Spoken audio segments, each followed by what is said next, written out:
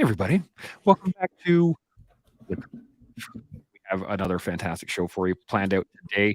We're going to be talking about body dysmorphia, eating disorders, eating, possibly we're going to hit on nutrition. We're going to do some stuff. We're going to talk about some things.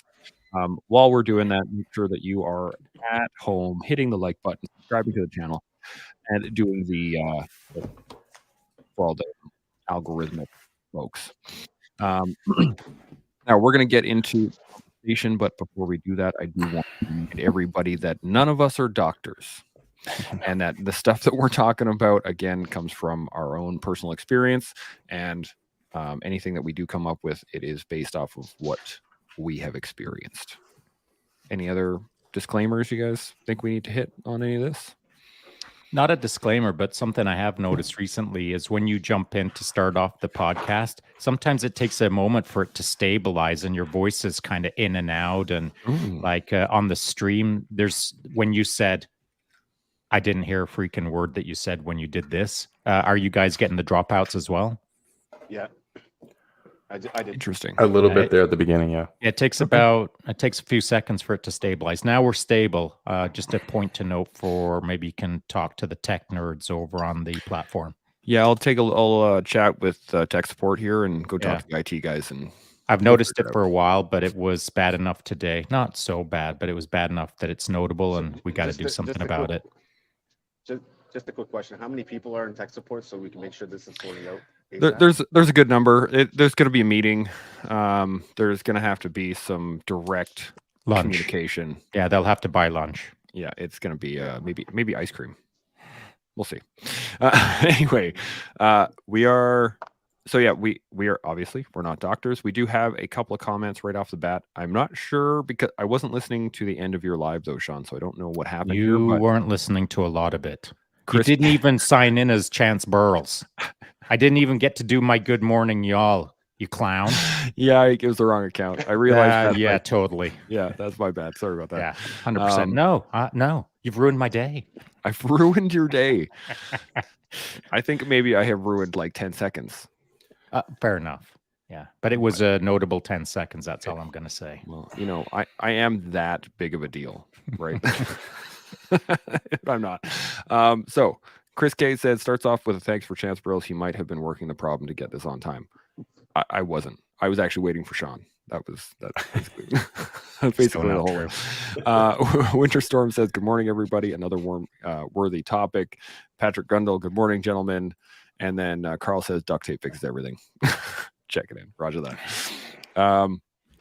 So before we get into the actual topic or anything like that, I'm just going to do a quick definition of body dysmorphia for anybody that doesn't know. I'm pulling this right off of the internet, so do tell me if I'm incorrect or if you guys disagree with it. But it says here, body dysmorphic disorder is a mental health condition characterized by the obsessive idea that some aspect of one's own body part or appearance is severely flawed and therefore warrants exceptional measures to hide and or fix it.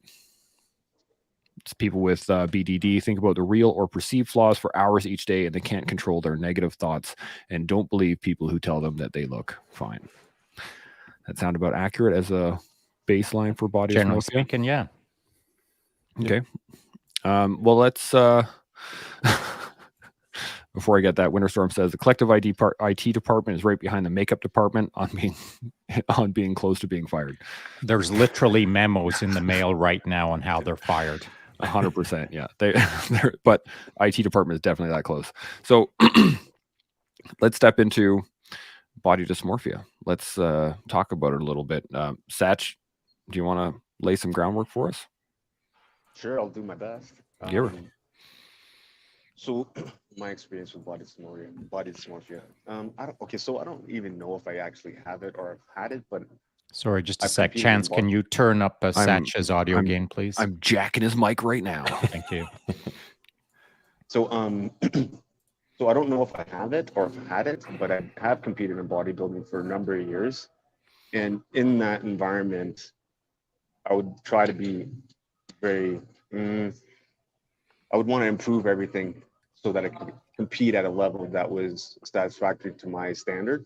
So through that process, I think I developed some issues in terms of, observing my own physique and then critiquing it over a period of time, day after day after day, naturally, I think it transitioned into a bit of a dysmorphia for me, which has taken some time to address. But yeah, in a nutshell, that's my limited experience with it. Raj. Terran, you want to your experience? Yeah. So like Shaun's mentioned before, I kind of went from Team Canada, 5 days a week, 6 hours a day, to sedentary, both knees being operated on, and then putting on 60 pounds. And I think for me, the body dysmorphia really wasn't even something that was on my radar at the time, because I was so I was just, nobody was telling me, hey, you're kind of getting out of shape. Nobody was that willing to put that out there. And so I was, perpetuating eating because I wasn't happy, and then not being happy because I was eating. And you kind of get into that, that cycle of, it's bad for you, but it makes you feel good at the time. So then when I got into bodybuilding, it changes. And like Sach says, you go from, or at least for me, I went from 220 to 100 and 170. And in that time period, you're looking at yourself every day in the mirror, because you're comparing. Well, you're not comparing yourself to anybody, because you're not trying to, look at what everyone else is doing, but you're comparing yourself to yourself. And the more I got into it, the more experience I got. I didn't quite understand when I would talk to other bodybuilders that said they were flat.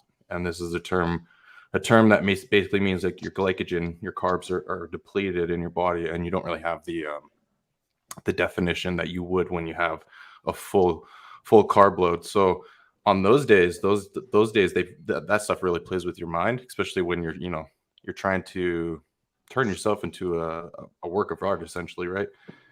So when you go to the gym, guys or girls, whoever would say, oh, you look really good today, but in your own mind, you're dealing with the struggle of like, I look like crap today.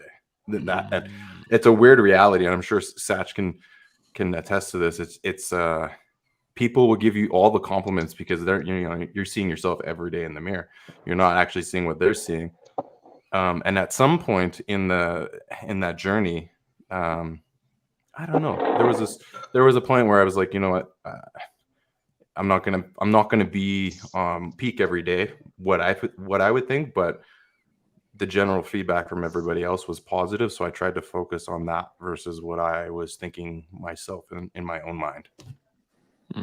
Shaun, you got any touch points on that, or Sach, you want to? Yeah, I was gonna just piggyback off that a little bit. I think it wasn't so much for me like other people, because when people would mention, oh, you look great, this, that, and the other, I knew that they didn't really know much about anything. So it wasn't really their opinion that mattered to me.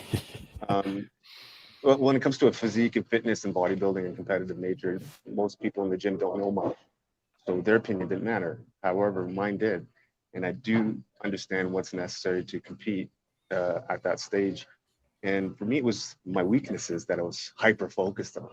So let's say my legs or my calves, and even like muscle groups that were actually probably above average. I would be always focused on these things. How do I improve it? How do I get bigger? How do I get leaner? All these types of things. And for me, it was a constant battle of trying to figure out how to not think about it all the time. And then with the body, then it's also with the food, is connected to the food. So how much food am I eating? And then even off season, it would be like, worried about looking too fat on a regular basis, and then eating certain types of food. I shouldn't be eating this. And it's almost a vicious cycle going over and over and over again to make sure that you're looking good on a daily basis, I guess. Yeah. That's really, and I'm going through that right now because I'm 3 weeks post show, and like I've put on 14 pounds in 3 weeks. Not bad. And I'm enjoying food, right? And there's nothing bad. Yeah, and there's nothing bad with that. What I'm saying is, like Sach said, it's in your own mind, really. And I have cheat meals. I'm allowed to have like 3 cheat meals a week. That's kind of what my coach. I'm still getting coached. I'm still on a postseason, but yeah, you go from being 6-7% body fat-ish, as shredded as you can. Your abs look the best that they've ever looked. To that water weight and I wouldn't even call it fat, really. The fluff, it starts showing up, and it does immediately start playing tricks on your mind, because you're like, oh no, I'm letting myself go. But you're really not. You're just depleted yourself so much that now your body's just grabbing onto all the nutrients that you're putting in your system and, you know, packing it back on as quick as it can, so that just in case you decide to do that again, really. So it's an interesting journey, just to go from that to, and I don't look bad. Don't get me wrong. I don't think I look bad at all. It's counterintuitive to what I was just doing for the last 3 months of prep, which was cutting all the weight away, and now I'm putting it all back on. Shaun, you got any thoughts? I do. So I do have a lot of experience. I say a lot. I've got enough experience in this area that I feel like I can talk about it relatively well. As a high performance race coach, of course, my athletes that I was coaching around the world were mountain bike racers or road racers. And I can assure you that whatever sport is out there that pays attention to body weight, there might not be another sport that pays as much attention to body weight as cycling at the competitive levels. I'm not talking about the amateur leagues or, you know, the grassroots stuff. I'm talking about hardcore racers with a hardcore focus on squeezing out every drop of performance from their bodies. The reality of racing bikes is you have to go uphill at some point. And when you're going uphill, an extra pound is a ship anchor in a racer's mind. And so my job was to ensure that they got as lean as possible, but held on to enough fat that they stayed healthy for whatever race or whatever season or for whatever campaign we were stepping into. And so for 24-hour solo mountain bike racers, me included, you don't want any extra weight, unnecessary extra weight. But over the course of 24 hours, you're eating your body because you can't fuel enough. You're going to literally cannibalize your own muscle structure and your own fat structure throughout the 24-hour cycle, the race. And so you've got to come into the race a little heavy, quote unquote, in an athlete's mind, where I'm almost obligating them to, I need an extra 5 pounds on you before that race gun goes off. And here's why, ... So anytime I was working with an athlete at several times a year, but guaranteed at least once a year, I would have to talk to each athlete about, you're looking a little lean, or I think you need a little bit more reserves. And so cyclists will try to squeeze out maximum performance by shedding weight. My job as a coach was to keep weight on them, if that makes sense, and have these conversations about body dysmorphia. Now, right now I'm unshaven. It's because I don't focus on my looks too much, because what I have focused on throughout my life is performance.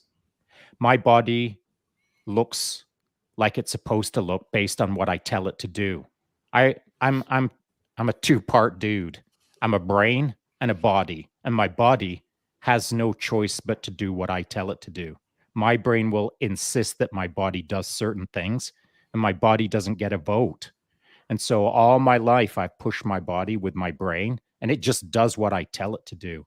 And the result of my body today, I'd lift off my shirt and show you all what the results are, but it's not important because my body looks the way it looks based on all of the years of work that I've put into doing the things that I want to do as a performing human. And so I don't focus too much on how big my thighs are or my forearms are or how big my ears are, because they're just tools to me that my brain is using to do what I want it to do. And so for me, I don't worry too much about shaving, nor do I worry about the perfect haircut. And so I've got it to a point in the conversation where I want it to be right now to launch into this point. I've heard guys say it, boldly say it. Jason Subkowicz said it this morning that, listen, man, look at yourself in the mirror. Look at yourself with a critical eye as to, are you 80 pounds overweight? Stop putting your head in the sand Stop burying the lie, face yourself in the mirror, and understand that you can do something about it, not ignore it.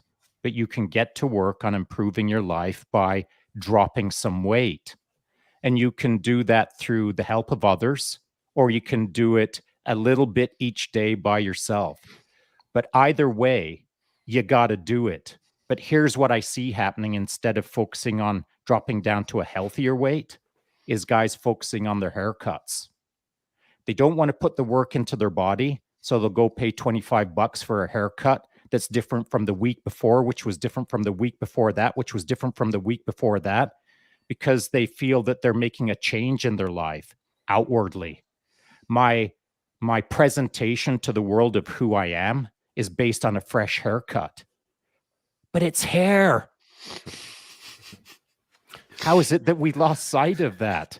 The human performance element is not being touched, but the frivolous decoration on top of the cake is the focus. So I would like to suggest that there's folks out there that need to flip-flop their criteria as to what to focus on. Forget about the tight haircuts. Start worrying about taking a notch out of your belt. It's interesting because as you were talking about that, I was realizing that you're absolutely right. And I think the challenge I can't say challenge. I think the reasoning, at least, behind what you're talking about, Shaun, is the fact that I can get a haircut anytime I want. Right. And I think that's the big one, is the fact that it's going to take weeks, months, years to fully change your body into something that you want to see, versus I can go get a haircut right now. Right. And I think that is, we've talked about this before, that our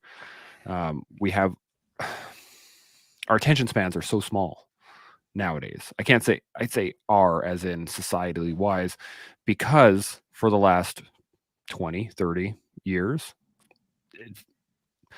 our attentions have been filled with stuff. And I think that has bled into the body versus hair conversation, if that makes sense. I just see it as laziness. That's it. Laziness? That's all. I mean, there's two, you're talking about two different things here. One is a haircut and one is push-ups, we'll call it. Yeah. And so if you want a haircut, the only price you have to pay is open your wallet and pay another $25. And if you get a haircut every week, now you're paying $100 a month to maybe feel good about yourself for 12 seconds. Mm-hmm. Whereas I'm talking about, rather than opening the wallet, people don't want to open the virtual or the, I guess the example of wallet that we all pay every day, and that's the sweat wallet. Like, no one wants to pay the sweat wallet, but everyone wants to pay the hairdresser, because there's no sweat when you're sitting in a barber's chair chirping and feeling good about yourself for 12 seconds. But once you step out of the barbershop, then what? You haven't changed a thing, because there's the cognitive dissonance still in place. You're now $25 poorer and no further ahead than the lie that you're telling yourself to try to feel good about yourself is certainly something that I see happening out there. I think what's helped me with getting away from how I look or how I see myself is by focusing on performance and activities and things, right? Because then, like Shaun was saying, doing these different types of activities, jiu-jitsu, running, lifting, whatever it is, your body kind of transforms to what you're doing. So it kind of, you get away from the fact of like, oh, how do I look? Do I look okay? My hair, clothes, this, that, and the other. But if you're focused on performance, how do I get better performance out of my body? For me, that's kind of helped transition away from focusing so much on how I look. Makes sense. Terran, you got something? Yeah, and I'd just add on to what Sach said is you focus on the performance, the rest of it will follow, right? I think that's one of the things, and not even just the physical appearance, like your personal life, your social life, sitting here talking to you guys, that wouldn't have been me 3 years ago. But because I have changed, not the appearance, but what I'm doing on the inside of my body, the rest of it has followed, right? Like like you said, I don't care to be shaven or unshaven. I've got long hair. I've literally from 16 to 28 had a high and tight, right? So I kind of threw the care out the window for the appearance of what you see, and went focused on the optimizing my performance, and the rest of it just followed. It does. It all follows itself. It all follows a almost predictable, organic unfolding of a life trajectory. The moment that you start to work on yourself internally, and then focus a little bit on getting a bit more hard externally, hardening up your body to some degree, facing a bit of adversity, mostly internally, but a little bit externally.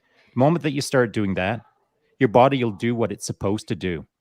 It'll start performing and start shaping itself into the thing that you're supposed to be, given that you're heading towards whatever you're heading towards. As a 24-hour solo mountain bike world champion, my body turned into what it needed to turn into. As a BJJ guy, my body turned into what it needs to turn into. As a tier 1 guy, my body turned into what it was supposed to turn into. My body's results are the outcome of all of the hard work day after day after day of just focusing on doing the job, my job, whatever it was. And I don't worry too much about me thinking that I need to develop my biceps more than my triceps, because those details get sorted out for me in my functional lifestyle. If I was a bodybuilder, then I would be focusing on the things that are critical to the trajectory that I've chosen for myself, to include finding the most amazing tanning lotion or whatever I need to find in order to do that job. And the devil is in the details, as they say. And I know it sounds funny for me to say that I got to find the best tanning lotion, but that's how my brain works, because that's real too. It's real, and it's all part of the process. It's all part of the accepting mediocrity or focusing on excellence. And I'm a relentless pursuer of excellence. So if I step into the bodybuilding world today, for the first time today, here's 2 things that are happening. One is I'm on Amazon looking for the best body tanning lotion there is in the world. And 2, I'm going to bring the heat, Terran. Absolutely. You're now number 2. You know what I mean? Well, I'll even add on to that. Like 5 days before the show, like I had to, shave my body, exfoliate.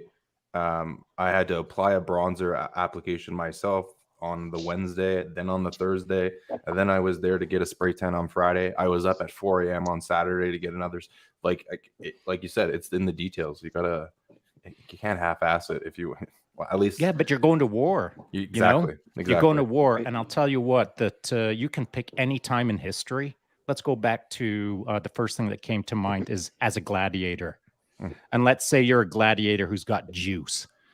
So that means that you're standing there, and there's other men who are dressing you in your armor to go to battle. And that's the way it should be, man. I mean, the process of going to battle is a process, whether it's 10 seconds long or 10 minutes long. The devil is in the details. And the moment that you put on that gold epaulet and then that other gold epaulet, and then you put on your breastplate, and then now it's game on. And that process is so important. So for body dysmorphia and eating disorders, the process shouldn't get you to a point where you're facing body dysmorphia and eating disorders. It shouldn't. The process shouldn't do that. But the process can do that if you're not paying attention to the corrosiveness of your ego, of your mind telling you that you need another haircut, or you need to shave today, or you need to ... in order to feel a little bit better about yourself. To feel better about yourself, you need to do the work, not the haircut. Agreed. Yeah. You guys got any other points on that? I got a couple comments here I want to hit, but go ahead. Let's look at the comments, man. So Dr. C is in the house. Good to see you, buddy. There is a strong association between body dysmorphia and child abuse. In addition, it's usually comorbid with anxiety, OCD, and other psychiatric disorders. And this is something I wanted to go for. I was actually going to mention something like that. So I think that's probably part of why my body dysmorphia was pretty active. because man, I got some serious anxiety. So for me, it was more of a control factor. How much can I get control? How much can I do with myself? And removing the external factors. I wouldn't even pay attention to anything. It was all just about what I was doing and gearing down. So like prepping for a show, like Karen's saying, I would be doing prepping for a show, not even dieting, like weeks in advance. Like I'd be tanning myself, and I'm already dark. Like I'd be tanning like almost every single day. So and I have alopecia, and I would still shave. Like it was out of control. So I can relate to that OCD, anxiety, and relation to the child abuse. Yeah, it's you got something, Terran? Go ahead. No, I was going to go off of that too. One of the things I tried to do the most during my prep was to stay off of social media, but stay off of social media with respect to other athletes that are competing, because social media portrays that perfect life, right? It's a snapshot of what's going on, and especially in bodybuilding,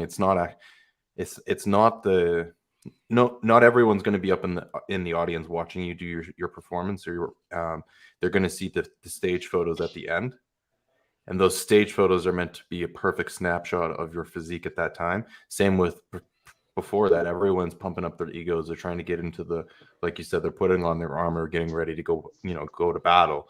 So you're posting stuff, I'm not gonna lie, I post stuff to hopefully try and get into my competitors' heads. I mean, that It's psychological warfare, baby. and vice versa. And 2 weeks out, I had I scrolling through the Instagram, and I scrolled past somebody that I was competing against, and my anxiety and OCD just got the better of me, and I was like, shit, I'm not ready for this. Watch the language. We weren't ready for that. Sorry. Poop. I'm not ready for this, right? Like I gotta be better than this, and spirals out of, and I think that just comes from what Dr. C said with the anxiety and the OCD of being obsessed with it at that point in time, and seeing somebody that may be better than you, and having a humble pie. Yeah. I think so OCD or obsession, or however we want to frame it in this moment, I think it's not a bad thing as long as you can use it in a positive fashion. And so like for myself and my athletes, I would encourage them to do reconnaissance on their competition. And if they knew their competition, then to engage in the competition before we were competing. Yeah. And so that's just the way it was. If we were traveling to an international competition, guaranteed weeks beforehand, I was already laying the groundwork for psychological warfare, because it ain't tiddlywinks. I don't treat competition as whatever, we're going to fly to another country and see if we can do our best. Oh no, it's freaking game on. It's on like Donkey Kong. And so the level of competition that I consider as competition is, it's not that there's no holds barred. You have to be a righteous competitor, but that leaves a lot of the playing field open to bring in psychological warfare. And so if you're new to the game of competing and you're looking at your competition and you're not used to the idea of psychological warfare, or it makes you feel uncomfortable, stay off the social media until you get to the start line. Because if you're competing against me, you're already like half lost. Yeah, that's just the way it is, because I'm going to bring the heat long before the race gun goes off. And so it's not ideal for everyone to do reconnaissance on their competition, but if you've got a strong mind, then it's a good thing. It can really sharpen your competitiveness. Yeah, to the point of using our, let's say, our mental health issues to our advantage, i.e., like for psychological warfare. I would do that. And but I was never the biggest guy when I would compete in bodybuilding. But I definitely could be the most leanest. So I would just find the people that I was competing against and make sure that I would step on stage and would be undeniable based upon my leanness factor, because I would never be bigger than anybody. So taking full advantage of how lean I could get, and then also making sure that my competitors knew how much more leaner I could get than them. It's part of the battle. Can I just add to that? Yeah, man. I think what I'd like to say is on the days where I was having the most body dysmorphia, where I was feeling flat, as we call it in bodybuilding, those were the days where I really tried to stay away from the outside distractions. When I'm mentally tough is when I go and I look for it. And when I'm feeling those crap days, those character building days, those are the days I kind of pull away from going to where I know is going to cause the most havoc in my own mind. I think that's just something to think about if you're having the body dysmorphia. Is on those days, you need to be real with yourself and not put yourself in a situation where you're going to spiral. That's an important point, pal, because what you've just outlined is the awareness of it. And if you're in it and you're not aware of it, then I won't go so far as to say the only hope you've got. The best chance you've got, if you're in it and you're not aware of it, is the people around you letting you know. And so, maybe we should have done this right at the start. For body dysmorphia, it's perceived flaws. Yeah. Like there's nothing wrong with any of us as long as we think that we're okay. But if you think you're not okay, now it's a perceived not okay. And if you perceive that you're not okay, then it's for you to figure out why you're not okay. And you're always going to be not okay until you get to the meat and potatoes of why do I feel not okay? So if you're not feeling anything and you're in the thick of things and you're concerned about getting your third haircut for the day, well, it's someone's job to say, hey, man, you don't need a third haircut. How about let's focus on walking around the block for the first time in 10 years? And so the idea is maybe you do know, maybe you don't know. But if you do know that body dysmorphia is a thing for you, then set your boundaries to stay out of it as much as you can. And every once in a while, if you got to step into it to get your calibration, for lack of a better term, then in and out like guerrilla warfare. Yeah.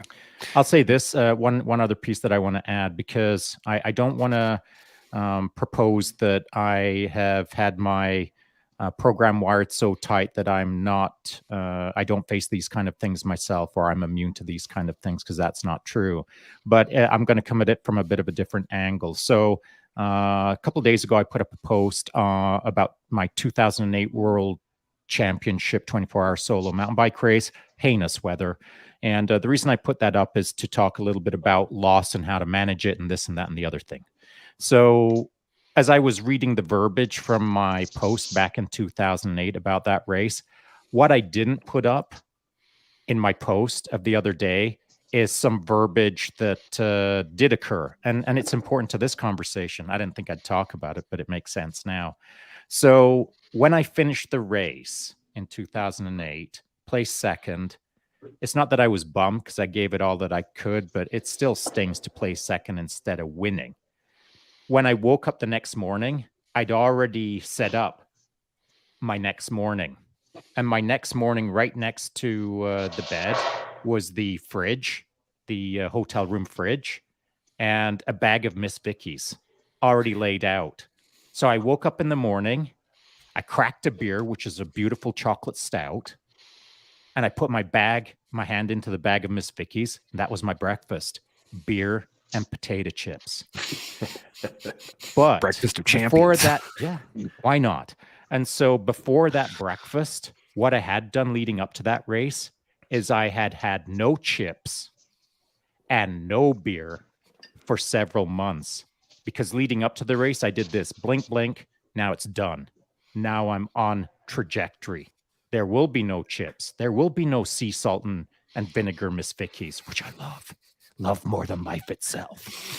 So no Miss Vicky's, no beer, because back then I was drinking beer in 2008. Not much, but I love the real good beers.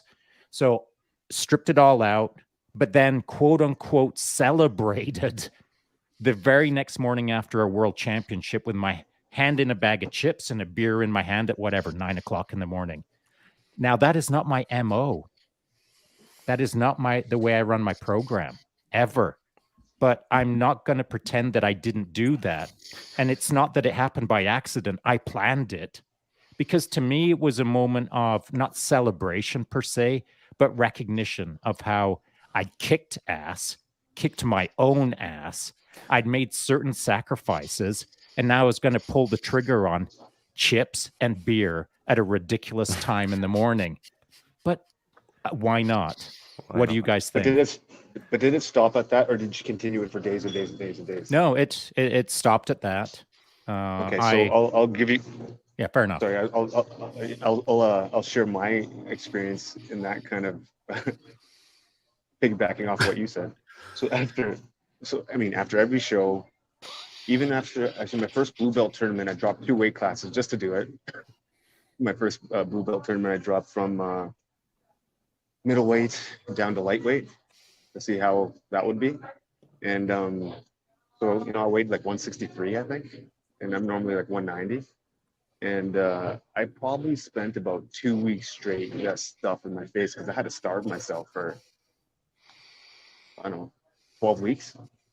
So 12 weeks of not eating anything. And then what did I have? I had like crushed 2 pizzas that night, ice cream day after day, like just excessive amounts of food that eventually, like doing things like that created a bit of an eating disorder for me, in that every time I would deprive myself from eating certain things, I would just binge all over the place. I remember my first bodybuilding show over 10 years ago, I gained 25 pounds in 2 days.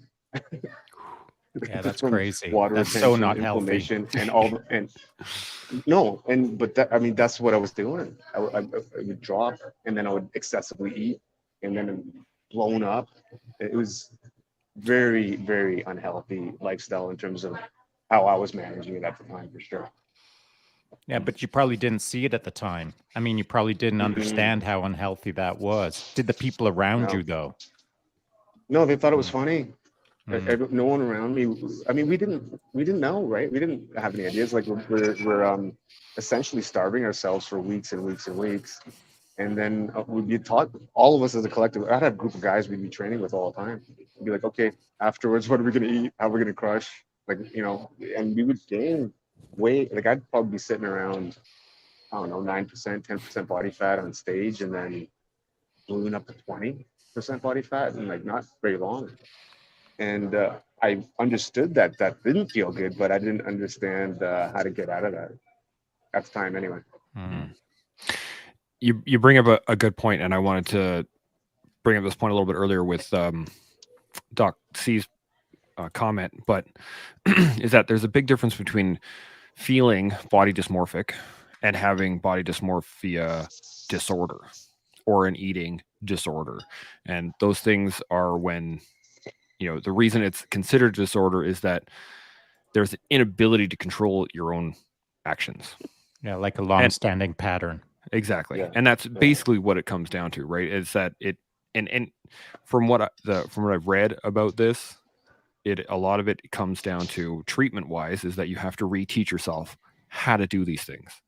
So my experience with some people that have had eating disorders, when they've told me about their recovery, a lot of it is just learning to eat again and learning how to break the habit of either eating or binging and purging, or long-standing times of starving yourself too, right? Yeah. So it's relearning of a skill.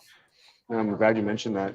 And where the shift started happening for me, like I had pretty disordered eating for a while in terms of like just binging a lot. Shift happened when I started jiu-jitsu. When I first started Brazilian jiu-jitsu is when the shift actually started happening, because I needed food to properly perform. And I wasn't able to binge and eat like crazy, and the other people around me weren't really eating like that either. So over a period of time, I learned how to kind of move away from the way I was eating from a bodybuilding perspective and into a more performance-based. So I credit jiu-jitsu for that, to be honest. Great point. Go ahead, Terran. Yeah, just something that came to my mind too is for my own weight gain. Some of that was, I take full responsibility for putting food into my own body. But some of that too, just with the nature of who we are as where we come from our background, guys dealing with anxiety and PTSD and whatever other things you develop when you get out or you're in the military, we often go on to medication, which is not a bad thing. I'm not saying that's a bad thing at all. However, understand the medications, I think, is more important, and what those medications may do to your chemistry, i.e. I have an anxiety medication that I take in the nighttime, meritazapine, that's used on people who have eating disorders to help them, who have a issue like bulimia, where they have, they're not eating. This is a medication that helps to try and improve their eating. So I was taking this for anxiety, not for an eating disorder. And I was putting on the weight because I was extra hungry due to the medication I was putting in my system. And I didn't register that at that point in time until later on, where I was like, oh man. So I think recognizing what you're putting into your body medication wise too is important. And I'll piggyback off of that for those of us for taking medications and cannabis as well. Cannabis does release certain hormones that'll precipitate an active hunger. Getting them munchies in. Yeah. So you got to be Absolutely. you also got to be cognizant of that too. 100%. At least me. Yeah. Shaun, you got any points, or I got more? Yeah, it's good that you guys are raising these points, but at the end of the day, you go to sleep, you wake up in the morning if you're 147 pounds heavier, and you see that in the mirror, there's no pretending. No. And so we can, it's great to talk about all of the external variables that can either positively or negatively impact our physiology or our metabolism or whatever. But at the end of the day, there has to be a reckoning with yourself. And so the point being that I see a lot of, again, Men's Mental Health Month. I see a lot of fellas out there that have replaced activity with talk or actions with thoughts. And so body dysmorphia and eating disorders, they'll always exist. You will always be victim to them if you're not actively engaging and doing something in your life to change your life. We can be victim to all kinds of things or not. It's for us to action against those items. And I know if you're deep into body dysmorphia or if you have a deep eating disorder, I'm not going to say that it's easy or just by tomorrow, just have it all sorted out. That's not my point. This is my point. If you're not aware of your body dysmorphia, then it's for someone around you to help you out.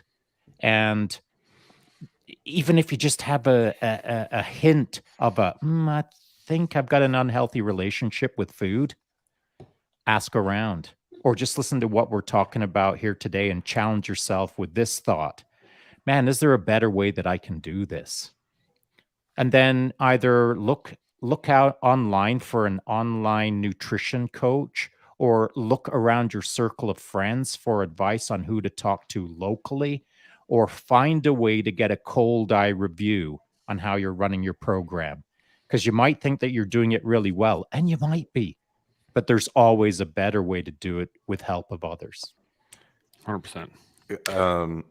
On that, I'll just share where my what was my turning point for me with my eating and where I was with weight. I had taken a picture with I've got like a finger hanging board for rock climbing, and you've got some grooves in it, and I put a couple cams, and I climb a lot out here, and I'm trying to get my young daughter or my oldest daughter into it. So I had her hooked up with a harness, and I had her, up to my chest height, and we took a picture together. And in that picture, you can see my belly. And I had a friend of mine who his comment was, "Man, you got fat." Bro, I can't even see your climbing harness. And I'm thankful for that. It pissed me off in that moment because I have nothing. I don't want to come on here and sound pretentious, like just because you're overweight or obese, you're worthless. But like I've been 150, 160 pounds for a very long time. So to put on 60 pounds and see that in a picture and then have somebody comment and say, "Man, you are fat," it was not a nice feeling. And I did not enjoy that feeling. I think it was having somebody who was going to be honest with you is really important. And that doesn't. Is that what it took, or is there another way that it could have been done that would have created the change, but with less sting? No, I think I needed the sting. I think I needed a real life perspective as to what somebody else saw of me. And again, everyone has opinions, right? So it doesn't I'm not saying you should just take everything everyone says to heart and change yourself because of whatever other people are saying. But if something that somebody says to you hurts, it might be true. That's where I'm going. But I think so the person that said that to you, was it a friend that you actually respected?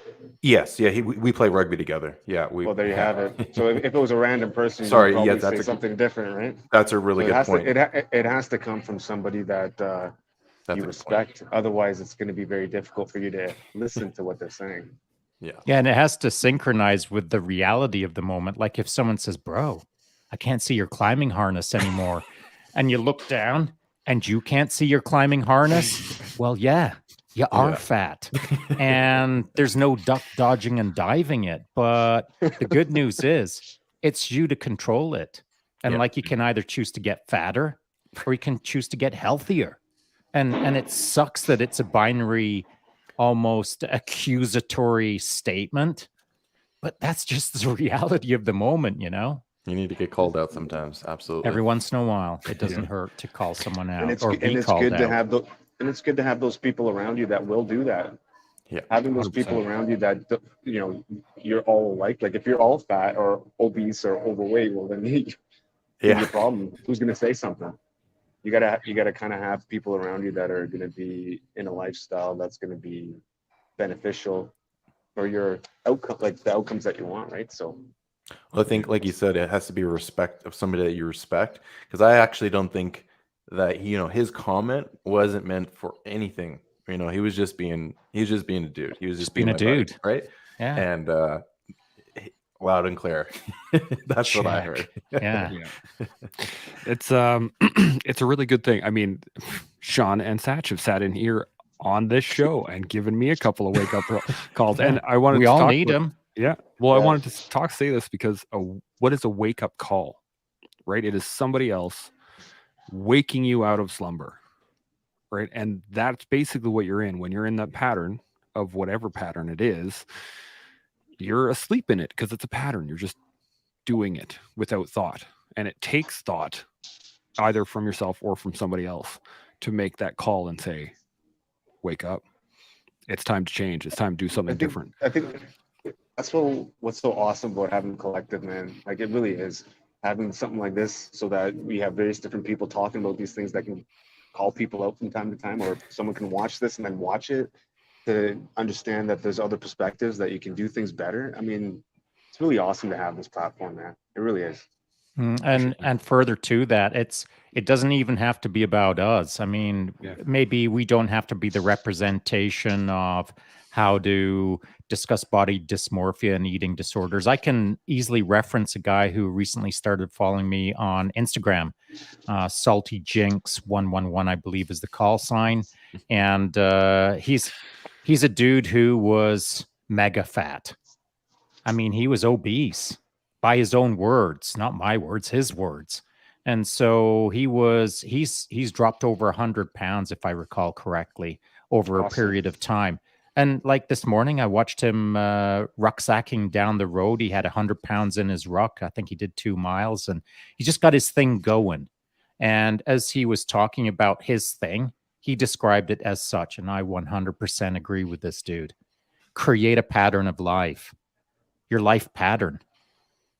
It's as simple as that. He was talking about routine and discipline and committing to the process and being the change that you want to be and all of that good stuff. But it comes down to this: routine, discipline, pattern of life. And I love seeing stories like his, because it's not that because he lost so much weight. That's not what impresses me. What impresses me is the commitment every day towards becoming better. And over time, it just shows up. The outcome will become the outcome that it's supposed to be based on the work that you put in, the focus you put in, the discipline that you put in.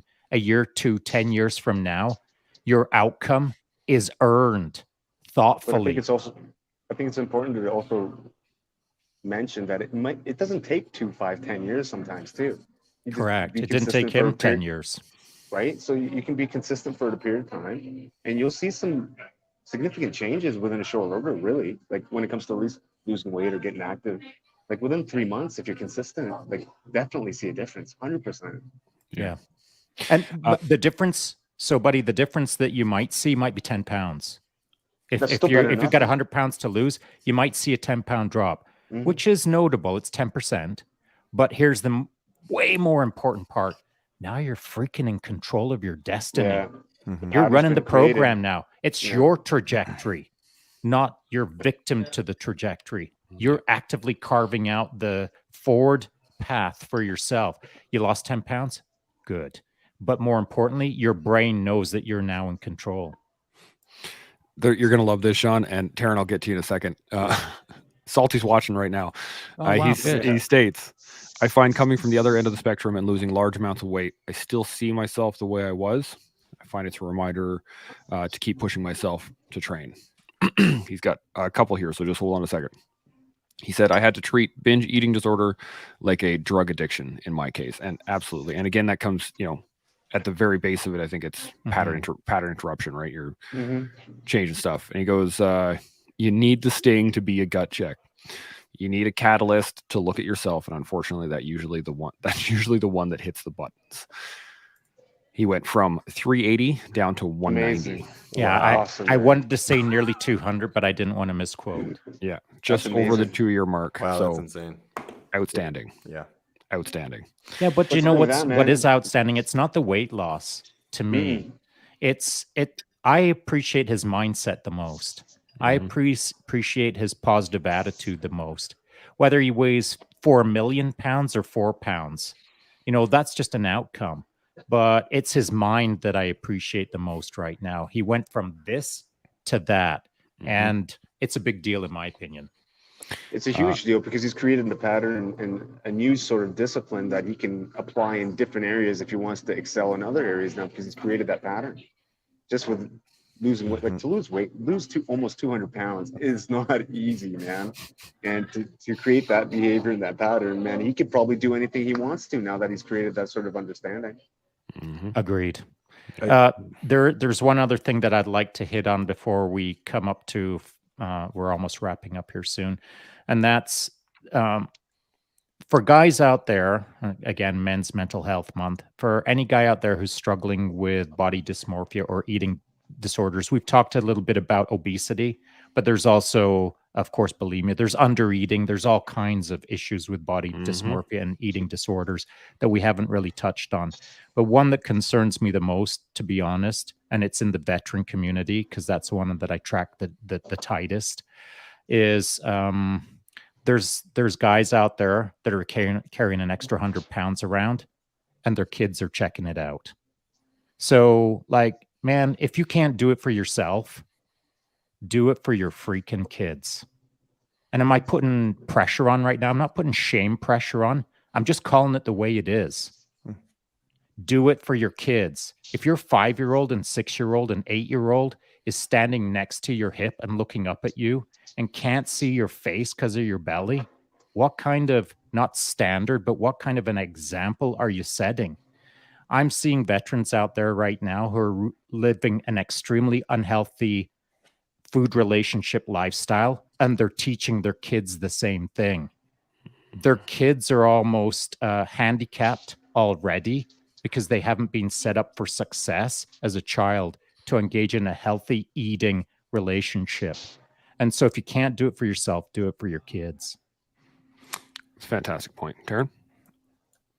I'm trying to think how to say this the right way. When I left the military was when I actually learned about nutrition properly, learned how to take care of my body properly. Unfortunately, because we as in the infantry, any combat arms, any it doesn't really matter. You're an athlete, you're a soldier, right? Like you're physically supposed have a very high demand job, and that's something that I thought was a little weird. When I went into skeleton, I didn't have much of a biomechanical and macronutrient like understanding. It wasn't until I left the military where I had people actually explain it to me, where I look back hindsight and I'm like, man, if I only knew this when I was in the military, if I only knew lifting this, like not just beasting yourself in CrossFit every day and not, those are the things that I encountered, right? Go to the MIR, you get muscle relaxant, and you're going back out to do the same thing the next day, right? Yes, there's a time and a place, and I understand the job demand and what we're there to do. However, I think had we did more in preventative education on the nutrition and training side of things, we would have a lot less. Veterans needing Veterans Affairs.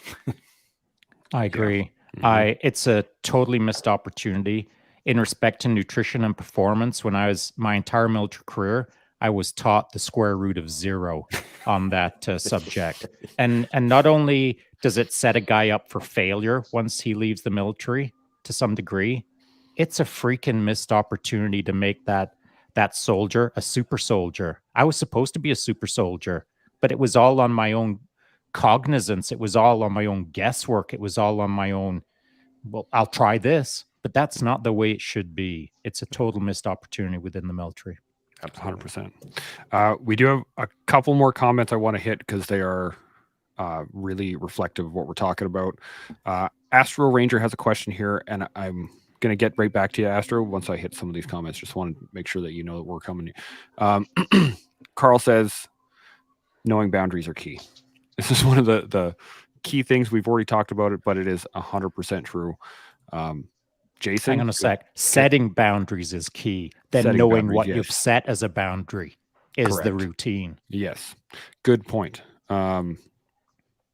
Jason says, it's got to be the mind before the body. Mental health becomes physical health, and physical health further enhances mental health. It's the best positive feedback loop. But it can be tricky too, because you can spend your entire life working on mental health and then not actually working the physical side of it. And to your guys' point, I was a victim to my post-traumatic stress for 3-4 years before I actually started working on it.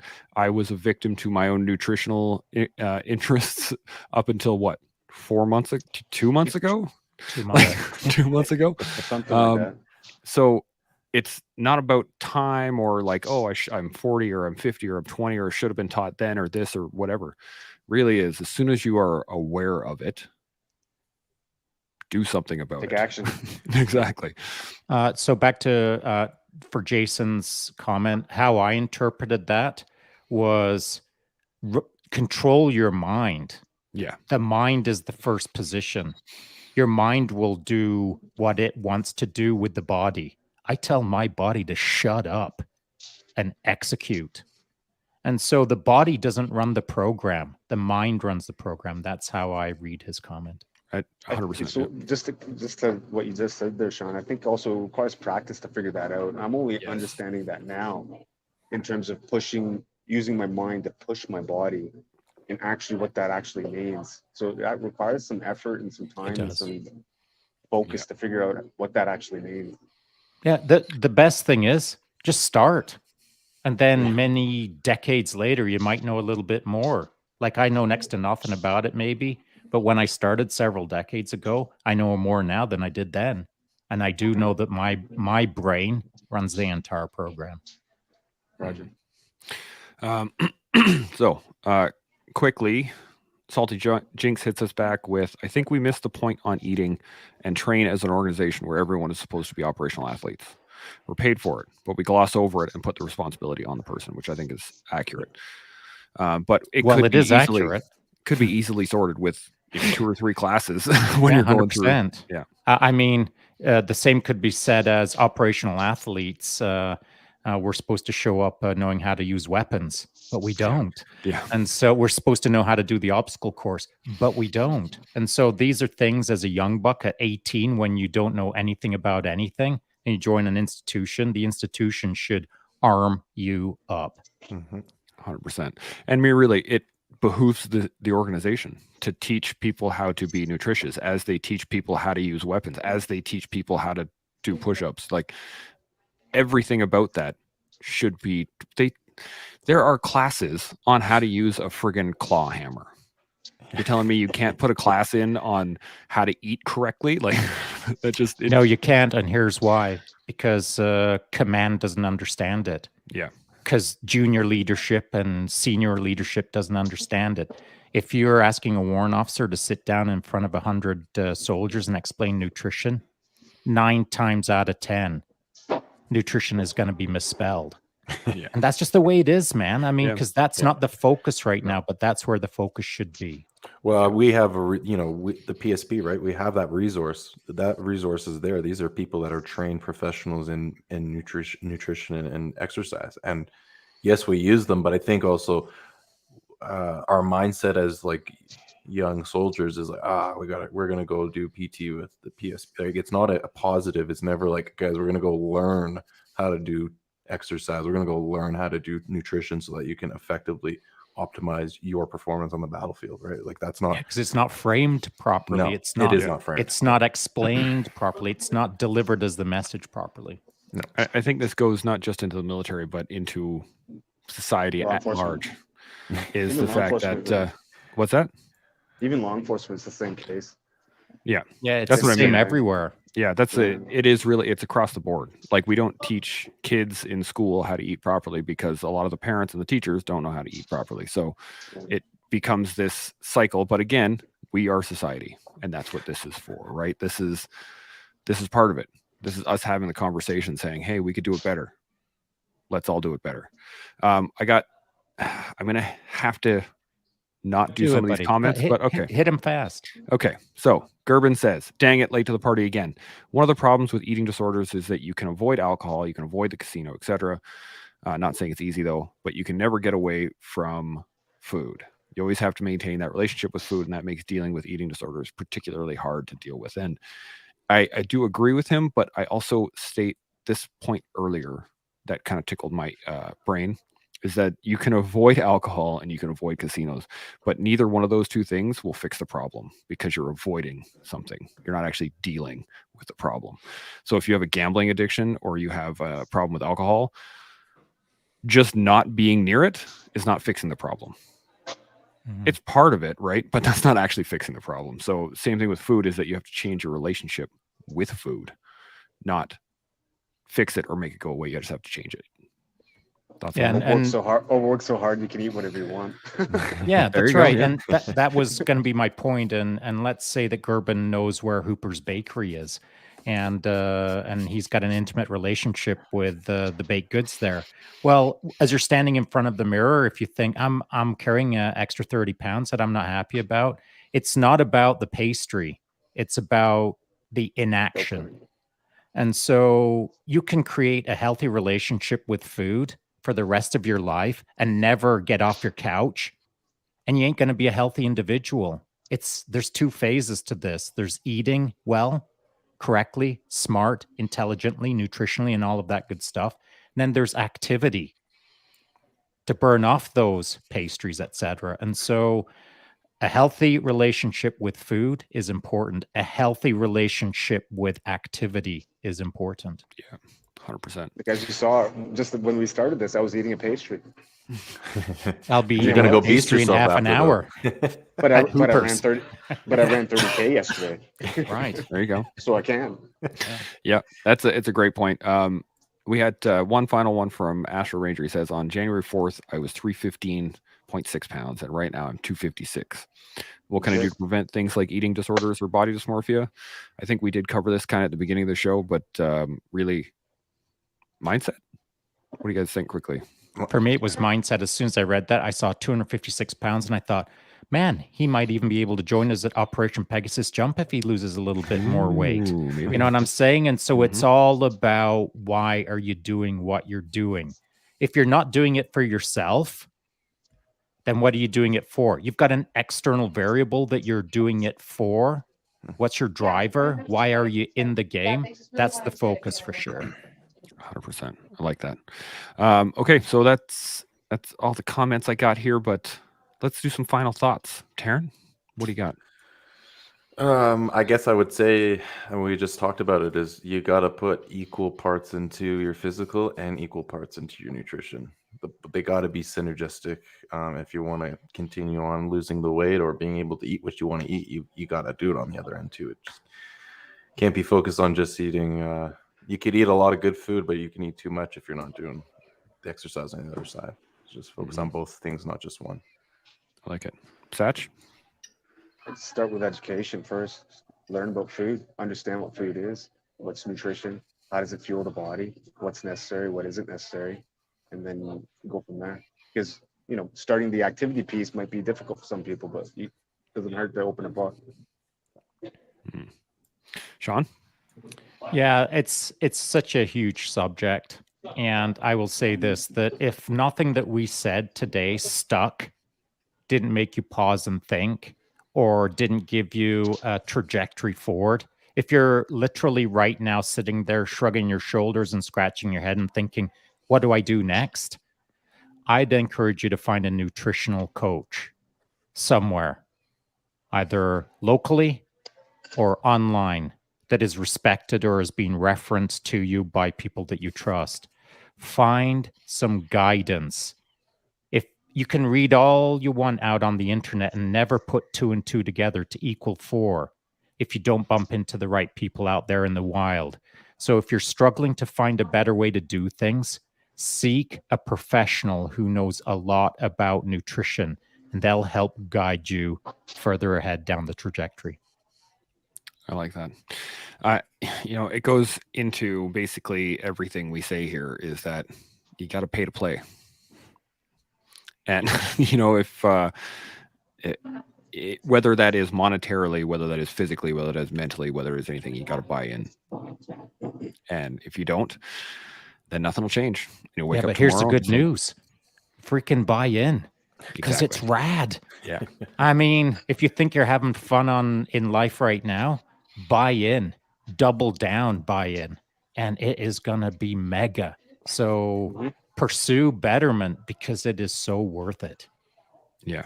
Could not agree more. It is, it's pretty awesome life can be pretty awesome when you want it to be awesome. And it can be even better if you want it to be. So as we learn about our own body, as we build upon our own betterment, we can grow as people, as men. We'll see you all tomorrow. Chimo.